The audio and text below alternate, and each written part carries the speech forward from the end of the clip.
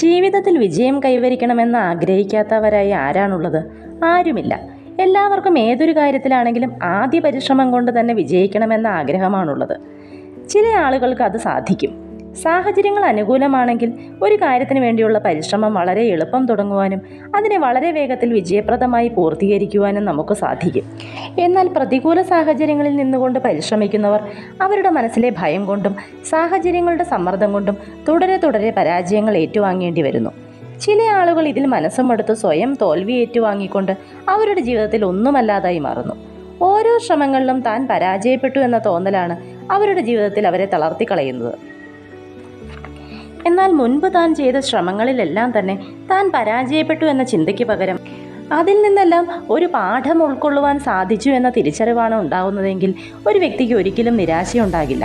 അതായത് നാം ചെയ്യുന്ന പ്രവർത്തനം അത് എന്ത് തന്നെയാണെങ്കിലും അതിൻ്റെ റിസൾട്ട് 0 നാം നിരാശയിലേക്ക് പോകുന്നതും ഇനി പ്രവർത്തിക്കാതിരിക്കത്തക്കവണ്ണം മനസ്സും അടുത്തു പോകുന്നതും.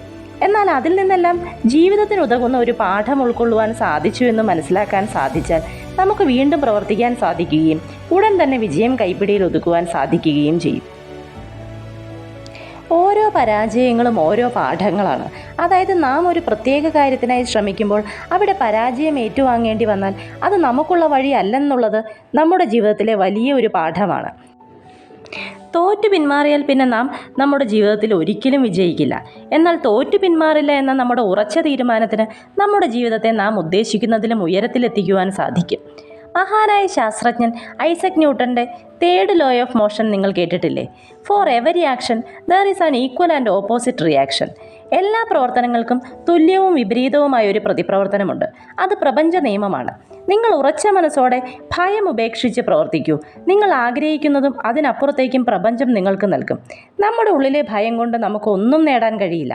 എന്നാൽ ആ ഭയത്തെ മനഃപൂർവ്വമായി മാറ്റിവെച്ച് നാം കഠിനമായി അധ്വാനിച്ചാൽ നമുക്ക് ഈസിയായി ലക്ഷ്യസ്ഥാനത്തെത്താൻ സാധിക്കും.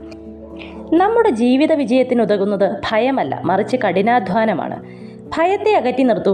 നിങ്ങളെക്കുറിച്ച് നിങ്ങൾ കണ്ട ജീവിത ചിത്രം കൂടുതൽ മിഴിവോടെ മനസ്സിൽ തെളിയട്ടെ. വളരെ പെട്ടെന്ന് അവ നിങ്ങളുടെ കൈക്കുമ്പിളിൽ എത്തട്ടെ. എല്ലാവർക്കും വിജയാശംസകൾ.